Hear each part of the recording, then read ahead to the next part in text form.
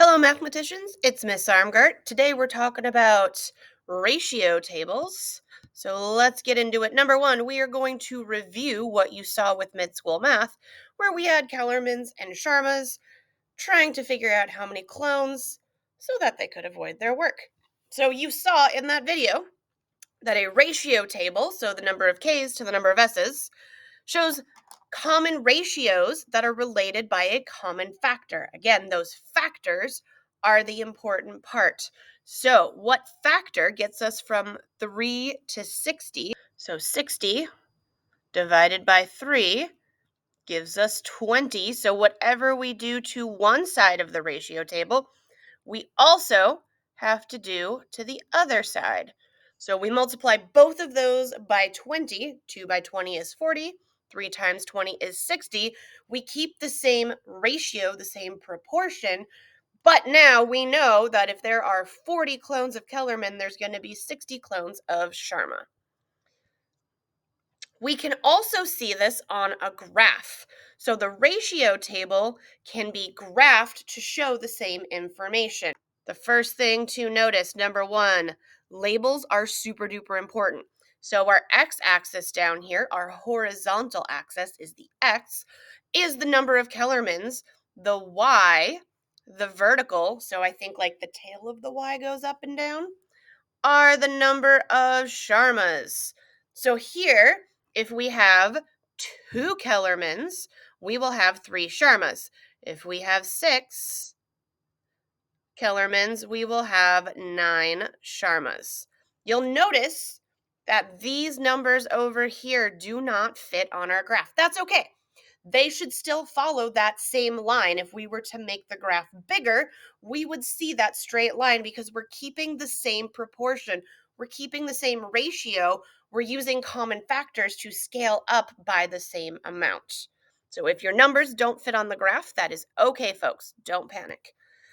So now let's look at to make orange juice. So if you've ever used those frozen containers, the concentrate, our ratio here is for every 3 parts of orange concentrate, there are 5 parts of water. So in our previous lessons, we learned you can write the ratio as 3 parts of orange concentrate to 5 parts of water with this colon. If we want to write an equal ratio with a factor of 2, 3 times 2 is 6, and 5 times 2 is 10. We can write the equivalent ratio like this. However, that's kind of a lot of writing to, like, if we want to scale. Ratio table is just an easier, quicker way, again, mathematicians want to be quick, to organize multiple proportional, multiple equivalent ratios.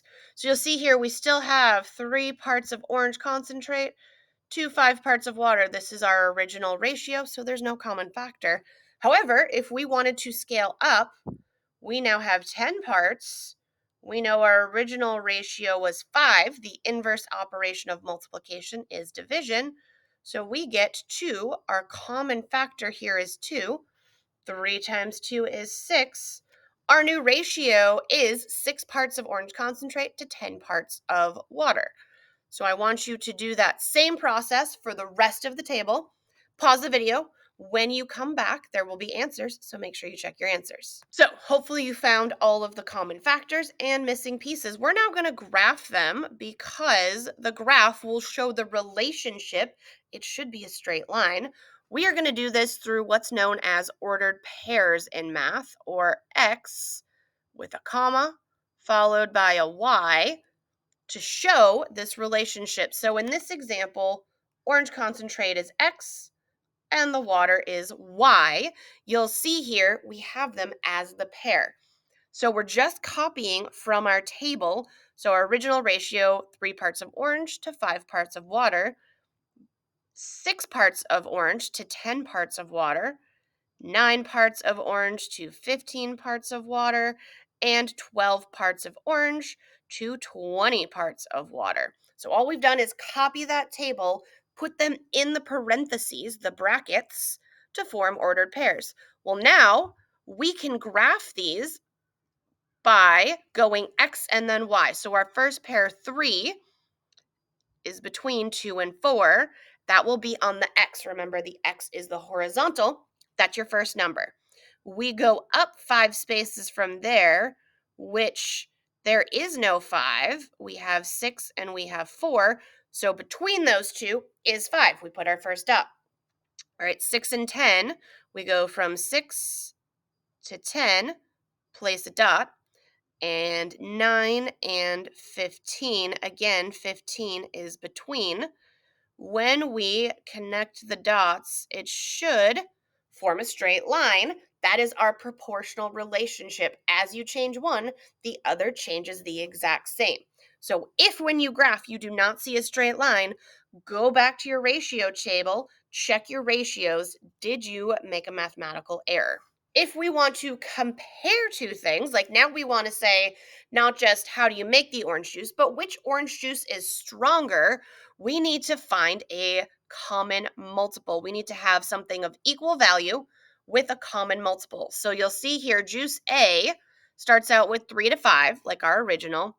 Juice B is 2 to 3. Well, those aren't super easy to compare because there's no common factor, there's no common multiple there. However, you can see here we have 9 parts of orange juice to 15 parts of water. If we can figure out 15 parts of water, then we can compare the two without having to do a lot of math. We've got it already organized here. So we know 2 to 6 right here, that's a factor of 3. So this would be 9. 3 to 15, well, 15 divided by 3 is 5, which means 2 times 5, 10 to 15, 10 parts of concentrate to 15 parts of water. So which one is stronger? Well, it's the one that has more concentrate in it. We can conclude that juice B is going to be the stronger one because it has a higher ratio of concentrate to water, 10 parts versus 9 parts.